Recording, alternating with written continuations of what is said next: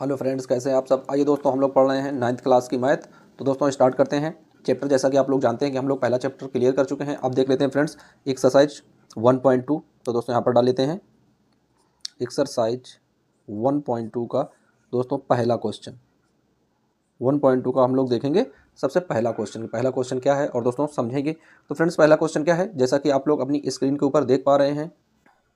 तो friends question लिखा है कि नीचे दिए गए कथन सत्य हैं या असत्य, कारण के साथ अपने उत्तर की जांच कीजिए। तो आइए दोस्तों देख लेते हैं पहला कथन कौन सा दिया गया है। तो फ्रेंड्स क्वेश्चन नंबर 1 में जो पहला पॉइंट है यानी पहला पार्ट है क्वेश्चन नंबर 1 का, तो दोस्तों देख लेते हैं क्या है। कह रहा दोस्तों प्रत्येक अपरिमेय संख्या एक वास्तविक संख्या होती है या नहीं होती है। तो दोस्तों हमें इस सवाल को सॉल्व करना है। दोस्तों क्या है, कह रहा कि प्रत्येक अपरिमेय संख्या एक वास्तविक संख्या होती है या नहीं होती है। तो आइए दोस्तों देख लेते हैं भाई वास्तविक संख्याएं क्या होती हैं। सबसे पहले तो हमें वास्तविक संख्या पूछ रहा है, तो दोस्तों हमें पता होना चाहिए कि वास्तविक संख्याएं क्या होती हैं। तो लिखेंगे वास्तविक संख्याएं। तो दोस्तों वास्तविक संख्याएं कौन कौन सी होती हैं, यानी वे संख्याएं वास्तविक संख्याएं कहलाती हैं जिनमें परिमेय और अपरिमेय दोनों संख्याएं सम्मिलित होती हैं। तो दोस्तों क्या लिखेंगे, यानी वे संख्याएं जिसमें परिमेय और अपरिमेय दोनों सम्मिलित होती हैं वास्तविक संख्याएं कहलाती हैं। तो दोस्तों क्या है, परिमेय और अपरिमेय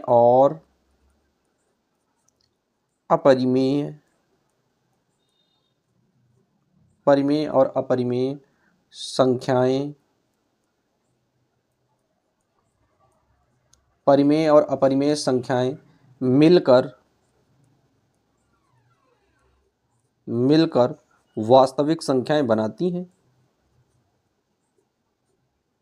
वास्तविक संख्याएं बनाती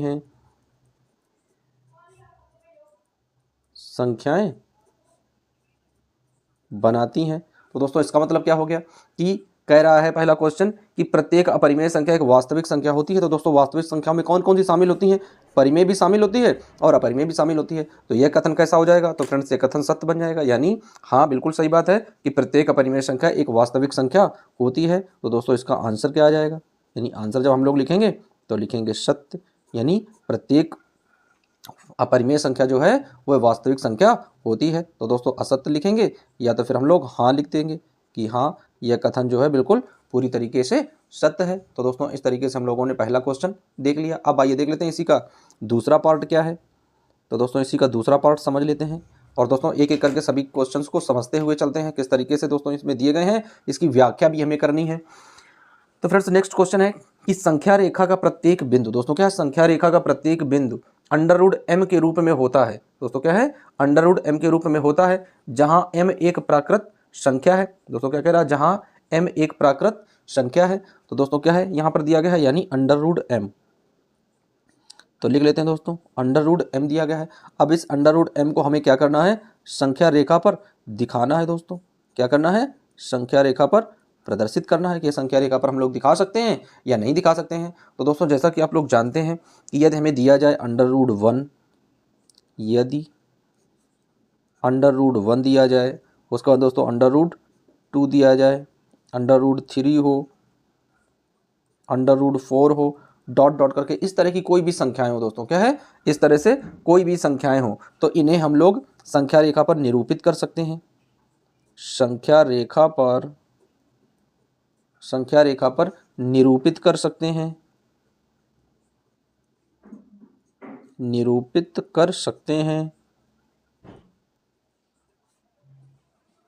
संख्या रेखा पर निरूपित कर सकते हैं। दोस्तों क्यों निरूपित कर सकते हैं, क्योंकि हम लोग जानते हैं कि यदि √1 की वैल्यू निकालेंगे तो दोस्तों √1 की वैल्यू कितनी आ जाएगी, 1 आ जाएगी, और इसे हम लोग संख्या रेखा पर आसानी से दिखा सकते हैं। उसके बाद में दोस्तों यदि दिया जाए कि √2 है तो √2 की वैल्यू भी दोस्तों हम लोग जानते हैं कितना होता है दोस्तों, 1.414। तो दोस्तों हमें इस वाली संख्या को भी हम लोग क्या करेंगे, संख्या रेखा में प्रदर्शित कर सकते हैं। फिर दोस्तों ये दिया जाए कि √3 दिया गया है तो दोस्तों √3 का मान क्या होता है, तो दोस्तों इसका मान होता है 1.732।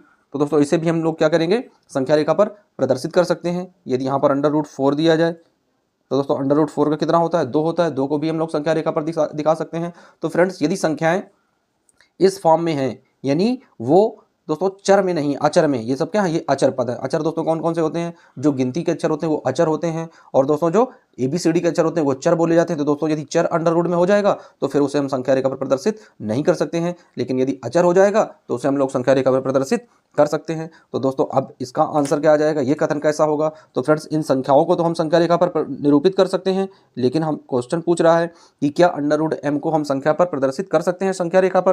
तो दोस्तों यह कथन कैसा हो जाएगा, वही ये कथन हो जाएगा असत्य, कि इसे हम लोग संख्या रेखा पर निरूपित नहीं कर सकते हैं। तो यहाँ पर लिख देंगे नहीं। तो आंसर दोस्तों एक ये भी बन जाएगा कि नहीं। तो इस तरीके से फ्रेंड्स हम लोगों ने क्या किया, दो क्वेश्चन सॉल्व कर लिए हैं, और दोस्तों इनकी व्याख्या भी करनी है। तो दोस्तों ये जो है ये इसकी व्याख्या करता है, यानी अंडर रूट m को हम लोग क्या करेंगे, संख्या रेखा के रूप में मानते हैं। तो दोस्तों इन संख्याओं को तो संख्या रेखा के रूप में हम लोग निरूपित कर सकते हैं, लेकिन अंडर रूट m को, क्योंकि वो इस रूप में तो आ नहीं सकता है, तो इस वजह से इस अंडर रूट m को हम लोग संख्या रेखा पर निरूपित नहीं कर सकते हैं। अब दोस्तों देख लेते हैं नेक्स्ट क्वेश्चन क्या है। तो फ्रेंड्स नेक्स्ट क्वेश्चन है इसी का तीसरा पॉइंट देख लेते हैं, बहुत ही इंपॉर्टेंट पॉइंट है फ्रेंड्स। देख लेते हैं दोस्तों तीसरा पॉइंट क्या कह रहा है। कह रहा प्रत्येक वास्तविक संख्या एक अपरिमेय संख्या होती है। दोस्तों क्या कह रहा है, कह रहा कि प्रत्येक वास्तविक संख्या एक अपरिमेय संख्या होती है। तो दोस्तों अब इसमें भी क्वेश्चन ने क्या किया है, फिर से एकदम से पलटी मार ली है। पहला क्वेश्चन दोस्तों क्या था कि प्रत्येक अपरिमेय संख्या एक वास्तविक संख्या होती है। तो दोस्तों ये तो बिल्कुल सही बात है कि अपरिमेय संख्या तो वास्तविक संख्या होती है, लेकिन क्या प्रत्येक वास्तविक संख्या अपरिमेय संख्या होती है। तो दोस्तों ऐसा भी देख लेते हैं कि क्या ऐसा हो सकता है। तो दोस्तों देख लेते हैं कि भाई वास्तविक संख्याएं कौन कौन सी होती हैं। तो दोस्तों देख लेते हैं वास्तविक संख्याएं। तो दोस्तों जैसा कि हम लोग जानते हैं कि वास्तविक संख्याओं में तो दोस्तों दोनों पेयर होते हैं, परिमेय और अपरिमेय के। तो दोस्तों वास्तविक संख्याओं में क्या आ जाती हैं, परिमेय संख्याएं भी आ जाती हैं। तो दोस्तों लिखेंगे परिमेय संख्याएं। परिमेय संख्याएं, तो फ्रेंड्स परिमेय संख्याएं कौन कौन सी होती हैं, या तो वो पूर्ण वर्ग हो जैसे कि अंडर रूट 9 हो, या तो वो p/q के रूप में दी गई हो, इस तरीके की संख्या हो। तो दोस्तों ये सभी कैसे हैं, ये सब परिमेय संख्या, या इस तरीके से कोई क्वेश्चन दिया गया हो। तो दोस्तों ये सब कैसे हैं, ये सब परिमेय संख्याएं हैं। अब दोस्तों देख लेते हैं अपरिमेय संख्या।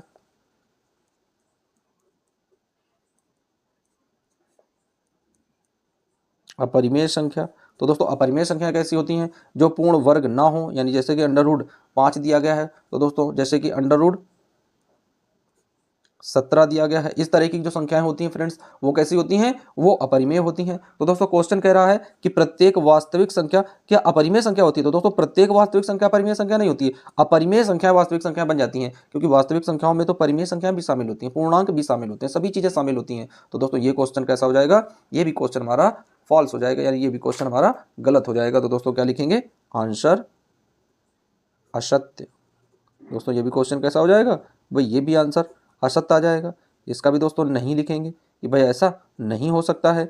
प्रत्येक अपरिमेय संख्या, दोस्तों वास्तविक संख्या तो हो सकती है, लेकिन प्रत्येक वास्तविक संख्या अपरिमेय संख्या हो, ऐसा कोई कंफर्मेशन नहीं है। तो फ्रेंड्स इस तरीके से हम लोगों ने पहला क्वेश्चन सॉल्व कर लिया है। अब आइए देख लेते हैं दूसरा क्वेश्चन क्या कह रहा है फ्रेंड्स।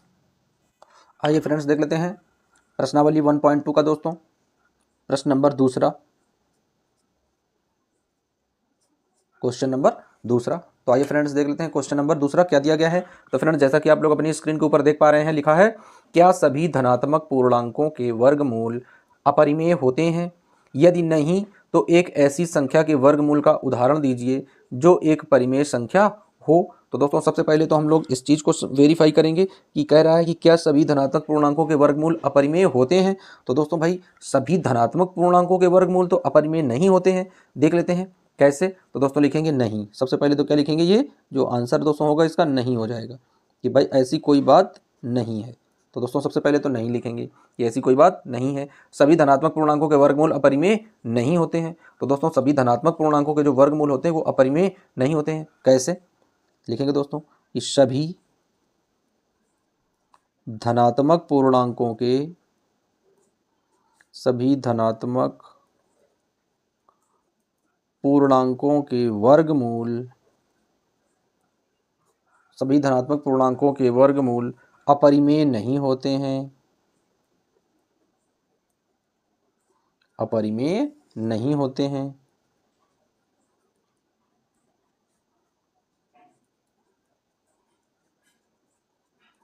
अपरिमेय नहीं होते हैं। दोस्तों सभी धनात्मक पूर्णांकों के वर्गमूल जो होते हैं वो कोई जरूरी नहीं कि वो अपरिमेय संख्या में हो। कैसे, जैसे दोस्तों क्या होता है 4 होता है, 2 का वर्ग होता है, उसके बाद दोस्तों जैसे कि 3 का वर्ग 9 होता है, 4 का वर्ग 16, 5 का वर्ग 25, 6 का वर्ग 36, डॉट डॉट करते जाएंगे दोस्तों, ऐसे निकालते चले जाएंगे। तो ये सब क्या अपरिमेय है? नहीं भाई, ये तो सभी परिमेय संख्याएं होती हैं और ये परिमेय के रूप में होती हैं। तो दोस्तों क्या होता है, इनके वर्गमूल एक अपरिमेय संख्या ना होकर परिमेय संख्या होते हैं। जैसे यदि यहाँ पर दिया जाए कि √4, तो दोस्तों √4 क्या एक परिमेय संख्या है या अपरिमेय संख्या? तो यहाँ पर लिखेंगे परिमेय या अपरिमेय। तो दोस्तों ये कौन सी संख्या है? तो भाई जब हम लोग इसका रूट खोलेंगे, √4 को जब बाहर निकालेंगे तो दोस्तों कितना प्राप्त हो जाएगा? 2 प्राप्त हो जाएगा। और 2 को कैसे रूप में लिख सकते हैं? यानी इसे हम लोग P/Q के रूप में लिख सकते हैं, जहाँ कंडीशन क्या है कि Q इज़ नॉट 0, यानी Q का मान शून्य नहीं होना चाहिए। ये इसकी कंडीशन होती है, जहाँ की P का मान शून्य हो तो हो जाए, लेकिन Q का मान शून्य ना हो। तो दोस्तों अब यहाँ पर तो दोस्तों 2 को कैसे लिख सकते हैं? बटे के रूप में, यानी 2 को हम लोग कैसे बना सकते हैं? 2/1 ऐसे लिख सकते हैं। तो दोस्तों ये तो एक परिमेय संख्या बन गई। एक और इसी का एग्जाम्पल देख लेते हैं फ्रेंड। जैसे मान लो दिया जाए √9, दोस्तों क्या दिया जाए? √9, और इसमें पूछ दे कि क्या यह परिमेय है या अपरिमेय है? परिमेय है या अपरिमेय है? तो दोस्तों पहली वाली कंडीशन में क्या था कि भाई ये तो परिमेय संख्या बनकर आई थी। तो दोस्तों इस वाली कंडीशन में क्या होगा? ये भी एक परिमेय संख्या बन जाएगी। कैसे परिमेय संख्या बन जाएगी? तो आइए देखते हैं फ्रेंड्स। तो क्या करेंगे, √9 पूर्ण वर्ग है दोस्तों किसका? 3 का, तो यहाँ पर 3 आ जाएगा।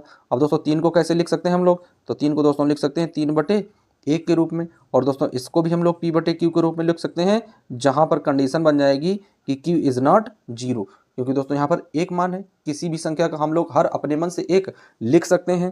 तो दोस्तों इस तरह की जो संख्याएं होती हैं वो सारी की सारी संख्याएं कैसी होती हैं दोस्तों?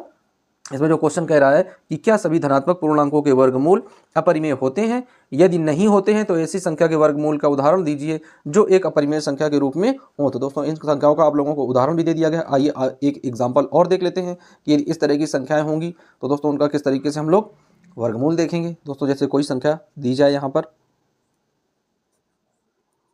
इस तरह की कोई संख्या हो, इस तरह की कोई संख्या हो, इस तरह की कोई संख्या हो, इस तरह की कोई भी संख्या हो, तो फ्रेंड्स तो ये सभी संख्याएं कैसी बन जाएंगी? ये सभी संख्याएं परिमेय संख्या हो जाएंगी, क्योंकि ये जो है ये किसका वर्ग है दोस्तों? तो 16 है, तो इसका वर्गमूल जब निकालेंगे तो वर्गमूल इसका कितना हो जाएगा दोस्तों? लिखेंगे वर्गमूल। तो दोस्तों वर्गमूल जब 16 को तोड़ेंगे, वर्ग से बाहर करेंगे तो आ जाएगा 4 दोस्तों। वहीं 25 को बाहर निकालेंगे तो आ जाएगा 5, वहीं 36 को निकालेंगे तो आ जाएगा 6, वहीं 49 को निकालेंगे तो आ जाएगा 7। अब दोस्तों इनको यदि हम लोग सभी लिखेंगे परिमेय संख्या के रूप में, तो दोस्तों क्या आ जाएगा? परिमेय संख्या के रूप में, परिमेय संख्या के रूप में। तो दोस्तों परिमेय संख्या के रूप में कैसे आ जाएगा? यानी यहाँ पर 16 का 4 आ गया है, तो इसको कैसे लिख सकते हैं दोस्तों? इसको लिख सकते हैं 4/1। और दोस्तों अब यह संख्या P/Q के रूप में आ रही है, जहां Q इज नॉट 0 हो। तो दोस्तों यदि मान निकालना हो हमें सभी का, तो दोस्तों P के सामने कितना है? तो दोस्तों P की वैल्यू तो 4 आ जाएगी और Q की वैल्यू कितनी आ जाएगी? 1 आ जाएगी। तो दोस्तों ये दिया गया पेयर कैसा है? ये संख्याएं जो है ये सभी की सभी कैसी हैं? परिमेय संख्याएं हैं दोस्तों। इसी तरीके से हम लोग 5 का भी निकालेंगे, 7 का भी निकालेंगे, 6 का भी निकालेंगे, सभी का इस तरीके से निकाल कर संख्याएं चेक करेंगे और यह हमें पता चल जाएगा कि जो इस तरह की संख्याएं होती हैं वो सभी अपरिमेय संख्याएं नहीं होती हैं, बल्कि एक परिमेय संख्याएं होती हैं। जिन भी पूर्णांकों के वर्गमूल होते हैं वह उन संख्याओं के परिमेय संख्या के दोस्तों समूह कहलाते हैं। तो इस तरीके से इस दोस्तों क्वेश्चन को हमने सॉल्व कर लिया है। अब आइए दोस्तों बढ़ते हैं नेक्स्ट क्वेश्चन की ओर। तो दोस्तों बने रहिए वीडियो और चैनल के साथ, फिर मिलते हैं नए किसी वीडियो के साथ। जब तक के लिए बच्चों जय हिंद,